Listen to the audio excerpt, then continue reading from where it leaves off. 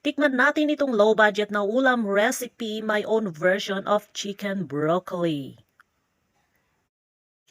At dahil wala akong panggastos sa masarap at healthy ulam, naghalungkat ako sa aking wagang ref at ayan, merong konting chicken na natira noong nakaraang taon at ayan, merong pang dalawang broccoli. So kung ano ang meron, yun na lang ang aking iluluto. So maghanap pa tayo kung anong meron dito sa aking mahiwagang ref.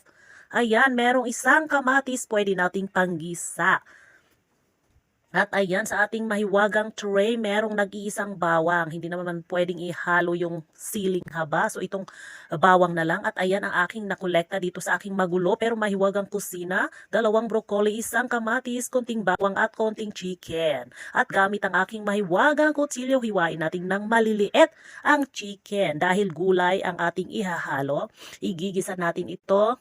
So ayan, pagkatapos hiwain ng chicken, syempre punasan ng ating mahiwagang chopping board at hiwain natin ang ating bawang. Kasama na rin ang kamatis na nag-iisa. Buti na lang meron pang isang natira sa ating mahiwagang ref.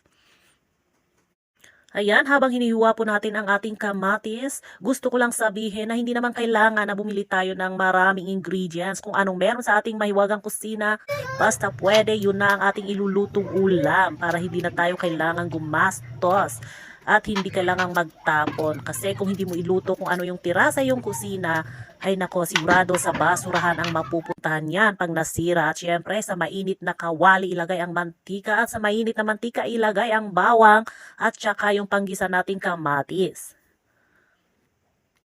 At dahil wala akong pakialam sa Kathniel issue kung nag-break na ba si Catherine Bernardo at saka si Daniel Padilla, ilagay na natin ang ating chicken na natira sa ating ref nung nakaraang taon. Ayan, lutuin natin gamit ang takip natin na Malacaptain America para maluto. At syempre pagkatapos ng ilang minuto, i-check natin at lagyan ng asin ang ating chicken para magkaroon ng lasa. At dahil tira-tira nga ang lahat ng niluto ko, maghanap tayo ng seasoning sa aking mahiwagang tray. Ayan, may nahanap po tayong paminta, lagyan ng paminta, konti lang. Ayun, meron pang oyster sauce. Lagyan natin ng konting oyster sauce yung ating chicken para magkalasa, basta. Ayun. At gamit ulit ang ating Malacaptain American takip, takpan natin. And after 1 second, lagyan natin ng tubig para hindi masunog at magkaroon ng konting sauce ang ating chicken and broccoli or broccoli with chicken. Basta ganun.